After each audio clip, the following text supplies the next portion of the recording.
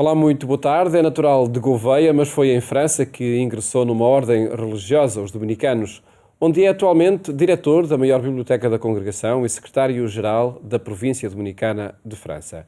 Frei José de Almeida Monteiro está neste tempo de verão pela sua terra natal, também para publicar um livro nas edições paulinas, onde reúne a sua obra poética. Hoje está no programa Eclésia. Muito boa tarde. Obrigado Olá. por estar connosco para partilhar, de facto, a sua obra poética que apresenta neste verão, aqui com as edições paulinas, mas para partilhar também o que foi este percurso de vida que o levou até a França e por lá o fez ingressar nos dominicanos. Sim, sou, de certa forma, como falava o Dom Francisco Manuel de Melo, dos estrangeirados, porque fará no próximo ano 40 anos que já me encontro fora de Portugal. Nesses 40 anos estive 4 anos no Brasil, em São Paulo e no Rio de Janeiro, mas essencialmente a minha vida tem sido em França, onde entrei nos dominicanos em 83. Foi a imigração familiar ou foi um projeto de vida mais pessoal que o levou até a França? Foi totalmente pessoal, porque os meus pais e irmãos sempre residiram cá em Portugal.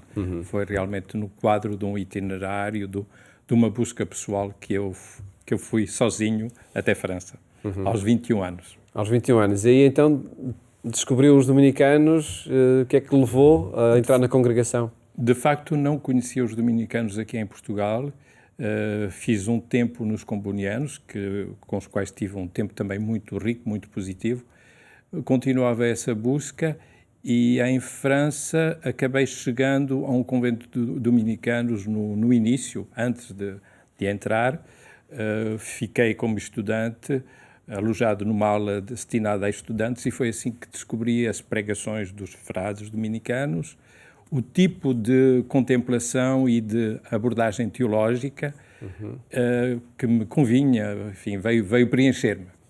E foi assim que eu entrei. E foi essa a motivação por essa motivação que entrou na congregação. Sim. O percurso e a presença dos dominicanos em França, como é que a podemos traduzir na atualidade? Sim. É uma presença, apesar de todos os limites, rica, intensa, em toda a França, antigamente com 3 províncias, atualmente com 2 províncias que cobrem as principais cidades do território, portanto, mais ou menos um pouco mais de 500 frades que residem na França.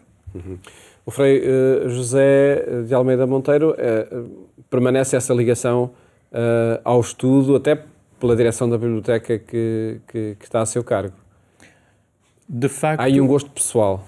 Sim, há um gosto pessoal que foi fluindo, porque logo que eu, ainda antes de ser sacerdote, já fui bibliotecário em Estrasburgo, estava a terminar os meus estudos em Estrasburgo, fui para Dijon, onde fiquei 6 anos, era diácono ao chegar, também fui nomeado bibliotecário, e depois, após um tempo no Brasil, voltei, fui nomeado bibliotecário depois em Lyon, enfim, em Tours, em Lyon, e nestes últimos anos, em 2016, havia uma urgência em Paris e o meu provincial retirou-me de todos os cargos que eu tinha em Lyon, de âmbito mais pastoral, para tomar conta dessa biblioteca, de modo que foi, após 15 dias de chegada, porque a dimensão é muito diferente das bibliotecas conventuais nas quais eu tinha estado, porque são cerca de 500 mil de documentos,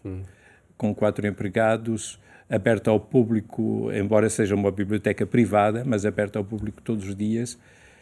Então é uma dimensão muito grande e com uma tradição e uma frequentação de muitos intelectuais, sociólogos, historiadores, teólogos, que têm vindo a esta biblioteca desde a sua origem.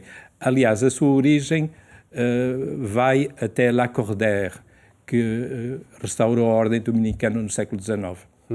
É uma forma, através dessa grande biblioteca, de facto, da Ordem dos Pregadores, dos dominicanos, permanecerem como referência no estudo, no debate cultural em França.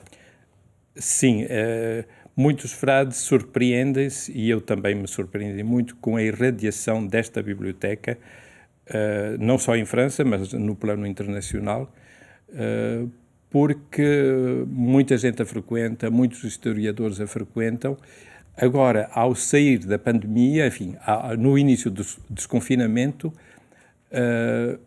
abrimos timidamente a primeira semana e nestas últimas semanas ficou cheia, dentro das normas sanitárias, naturalmente, porque a maior parte das bibliotecas ficaram fechadas. Nós, dentro das normas sanitárias, acho que tivemos a coragem de abrir e de acolher porque havia uma grande necessidade. Uma função, claro, que também este tempo de confinamento motiva ao estudo, não é? e à leitura. O Frei José está em Portugal para partilhar esse percurso de vida pela sua terra natal, não é? Em Gouveia, e também para publicar a sua obra poética. É este livro que as Paulinas lançam. Que gosto é este pela poesia? Que temas aborda na sua obra poética? Portanto, creio que temas que são frequentes, mas que me tocam pessoalmente, a questão do silêncio, a questão do olhar, a questão do corpo e, digamos, uma aproximação ao divino. O título desta coletânea, reunindo a maior parte da minha obra, impôs-se, através desse título, Que Nada Se Sabe, que é um dos poemas que eu redigi já há vários anos. Tinha um título provisório e, quando estava a transcrever o conjunto dos poemas, de repente esse título impôs-me como era algo de obrigatório. Que nada se sabe, porque creio que com a idade que estou, tenho 60 anos, exatamente este ano, creio que dá também, cheguei a este ponto de considerar que realmente a poesia é uma aprendizagem contínua que convida a uma humildade na relação com os outros, na relação com Deus e também na descoberta desses fragmentos que são a própria poesia. E por isso reúne neste livro enfim, a obra poética vasta que tem produzindo. Publiquei sobretudo no Brasil, nos 4 anos que estive lá, de 95 a 99. Tinha publicado numa editora que já não existe em Portugal, com amigos poetas, a Pedra Formosa, com o Carlos Pousas Falcão, o Firmino Mendes e outros autores, o Adelino Insua também. E como esses livros agora estavam a ficar esgotados, mas não só por isso, eu queria fazer uma espécie de balanço do meu trabalho e, digamos, de o dar a conhecer, sobretudo que em Portugal o meu trabalho é mais conhecido no Brasil do que aqui em Portugal. Agora, com esta publicação, por certo, também chegará a mais leitores. A sua presença nas Paulinas é também através de uma coleção, desta coleção. Sim. Um dia senti o desejo de traduzir um pequeno livro do Serafim de Sarov, Os Diálogos com Motovilov, e solicitei as Paulinas e elas disseram-me: não se enquadra nas nossas publicações, não existe. E então eu disse para elas: mas então vamos criar uma coleção, já que não existe dentro. Foi assim que foi solicitada a criação dessa coleção Sabedoria Cristã. Esse é o último título. E agora durante a pandemia, traduzi uma pequena obra do Frei Luís de Granada, uma biografia do São Bartolomeu dos Mártires, que foi canonizado no ano passado. E foi realmente graças à pandemia, ao confinamento. Eu não tinha tempo, de outra forma não tinha tempo. E de repente pensei para os meus botões: eu vou todas as manhãs traduzir, parte por parte, esse trabalho. E assim foi fluindo, e antes do fim do confinamento a obra estava feita. O Dom José Cordeiro, bispo de Bragança, que solicitei, prefaciou essa obra e agora está já na editora para ser publicada nos próximos meses. Uma biografia de Frei Bartolomeu dos Mártires. Uma biografia redigida pelo Frei Luís de Granada, que foi provincial dos dominicanos em Portugal, sendo espanhol, foi o Frei Luís de Granada que fez preceito formal, como provincial, ao Bartolomeu dos Mártires, ao Frei Bartolomeu dos Mártires, para que ele aceitasse o arcebispado de Braga. O pobre Frei Bartolomeu dos Mártires, que dava aulas, em particular no Mosteiro da Batalha, era o estúdio dos dominicanos portugueses, teve que deixar os seus estudos, a vida intelectual que tinha, para se abeirar de uma vida pastoral que o absorveu totalmente.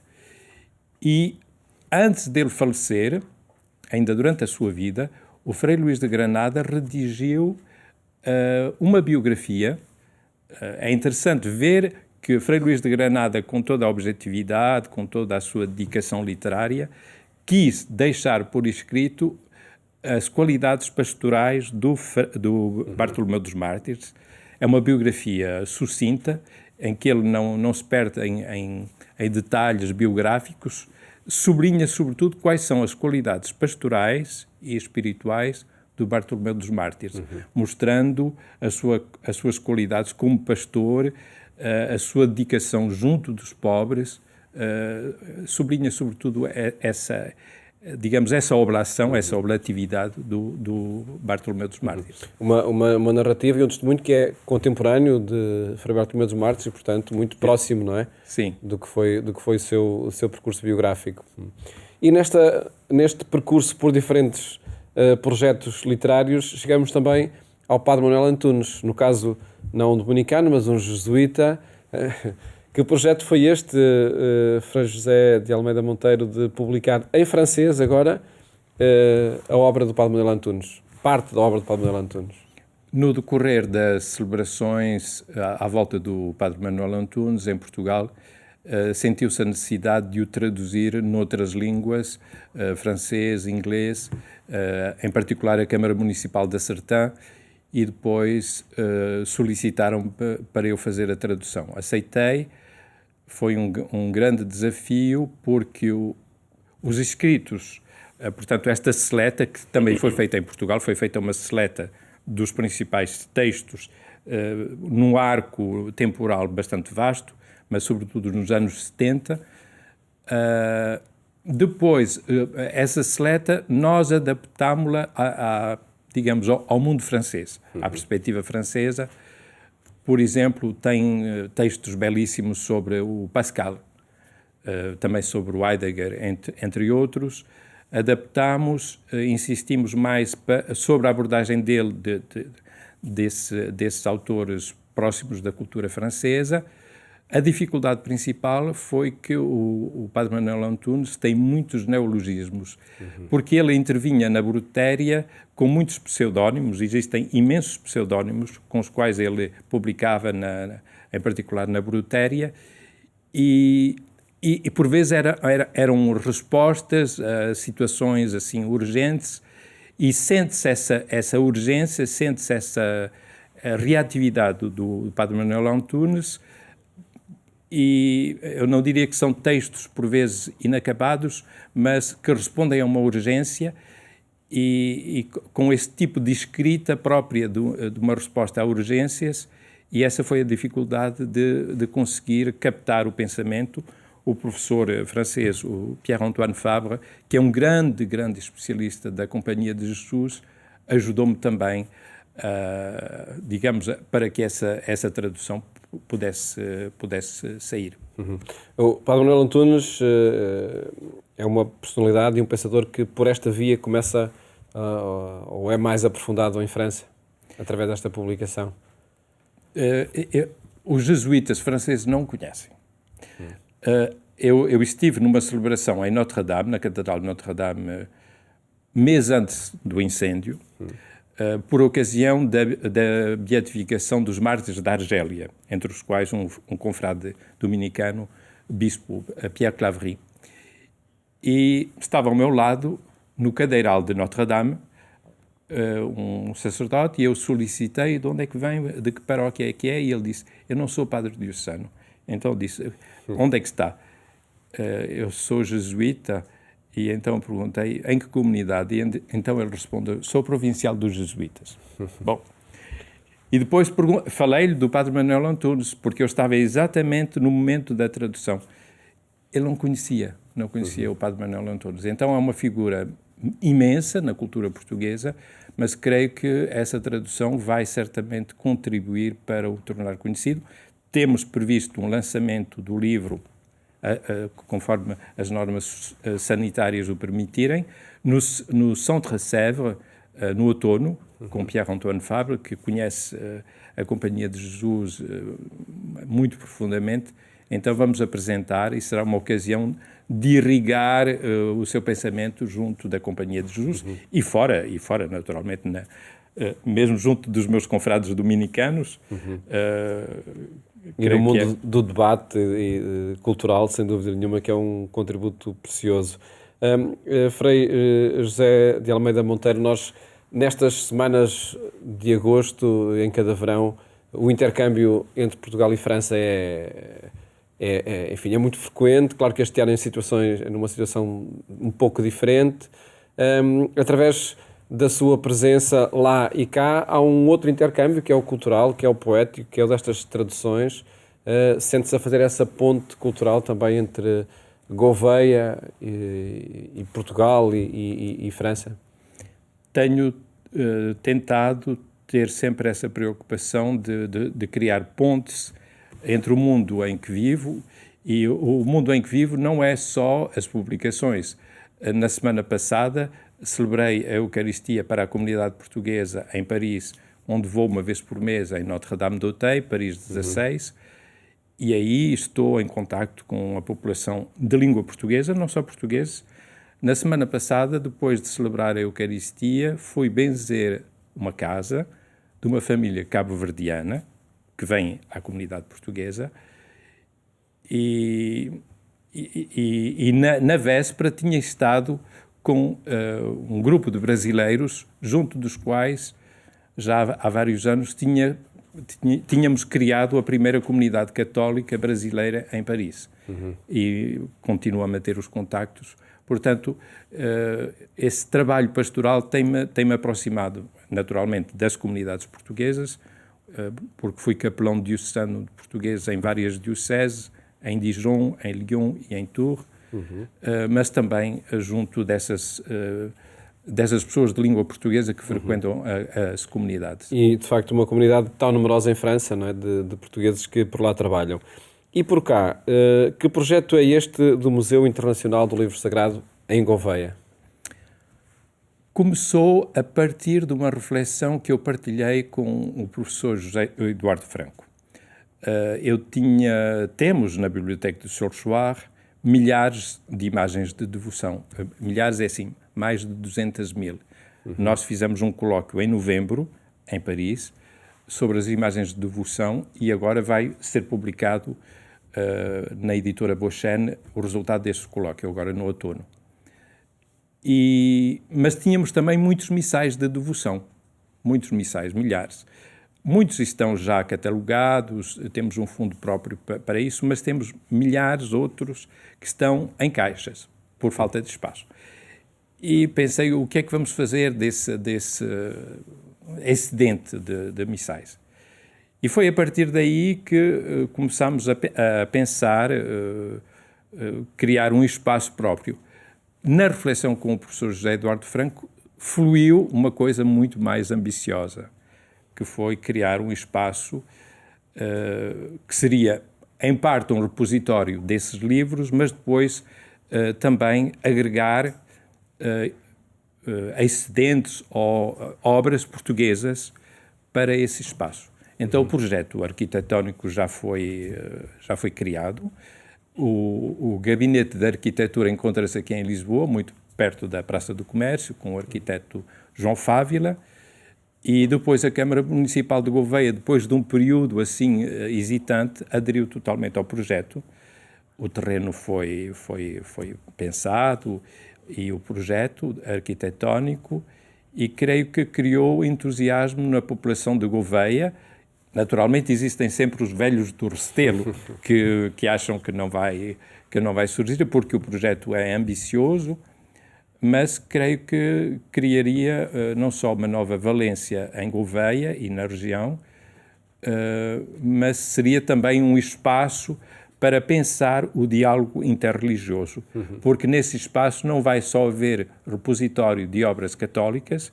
Eu estou em contacto, por exemplo, em Paris, com um raríssimo sobrevivente do campo de concentração de Treblinka, um judeu, que redigiu durante 2 anos uma Torá. E A lei, não é? E ele prometeu-nos que a vai ceder quando o espaço do Museu Internacional do Livro Sagrado for criado em Gouveia.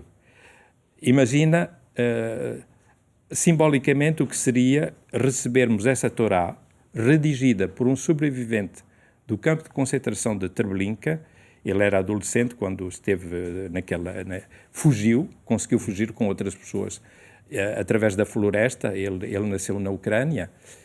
E então temos contacto com judeus, temos contacto com outras correntes religiosas, e creio que a Beira Alta, Belmonte está ali perto, portanto, e a primeira tradução integral da Bíblia foi feita por um senhor no concelho de Mangualde, ali junto a Gouveia. Então temos ali um locus que é favorável a este tipo de iniciativa. Com essa possibilidade de criar ali um polo cultural em torno do livro sagrado, que também se reveste de alguma originalidade, não é? Sim. E a Serra da Estrela, na sua geografia, na sua tradição de pastorícia e na sua simbologia, tem ali um manancial muito rico. E eu estou agora a lembrar-me do padre Moraes, que justamente é o pároco de Gouveia, e ele recentemente falou aqui na Eclésia na Nossa Senhora da Dace e de toda a tradição, de toda a riqueza a partir daquela romaria e as questões ligadas à pastorícia que ali se encontram. E será, por certo, um grande acontecimento também este do Museu Internacional do Livro Sagrado, que o Frei José de Almeida Monteiro está a dinamizar em Gouveia. Agradeço-lhe ter partilhado connosco, seja as suas obras, seja as suas traduções, que traz para Portugal, vivendo em França, fazendo esta ponte cultural entre os dois países. Muito obrigado e felicidades para o trabalho por cá e por lá. Muito obrigado. E mais logo na Antena 1, acompanhe a nossa edição rádio quando forem 22h45. Votos de uma ótima tarde, boas férias se for o caso, e até amanhã, se Deus quiser.